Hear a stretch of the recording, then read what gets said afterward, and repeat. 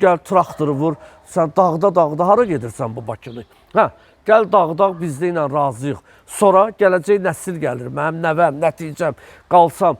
Hansı Bakını mən ona göstərim ki, ay oğul, filan Bakıda belə evlər var idi, belə mərtəbələr vardı. Deyəcək, ata, baba, biz elə şey görmədik. Gəldik, göydələnlər gördük. Axı, o Bakı demək deyil. Elə gözəl istəyirsən, get Əhməddini tik, get Günəşlini tik, mikrorayonlarda o panel binalar biabırçılıqdır. Sök bir gecəyə mən də dəstək verim. Tik yerində ağlay daşılan gözəl pilot layihələr. Deyim, sən Bakını gözəlləşdirmək istəyirsən.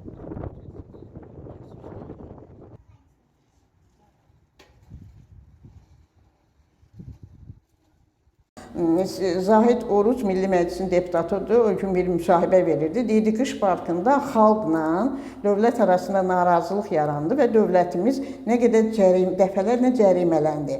Həmin orada narazılıq yaradan şəxs hal-hazırda burada komissiya rəhbəri eləyir. Eyni zamanda həmin ərazidə bir çox evlər dövlət büdcəsindən alınıb, əhali oradan zorla çıxarılıb, orada kirayənşin saxlayırlar.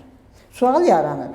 Dövlət büdcəsindən alınan evlər sökülməyib və orada kirayənşin saxlanılır. O kirayənşinlərdən yığılan pul kimin cibinə gedir, yoxsa büdcəyə mi ödənilir?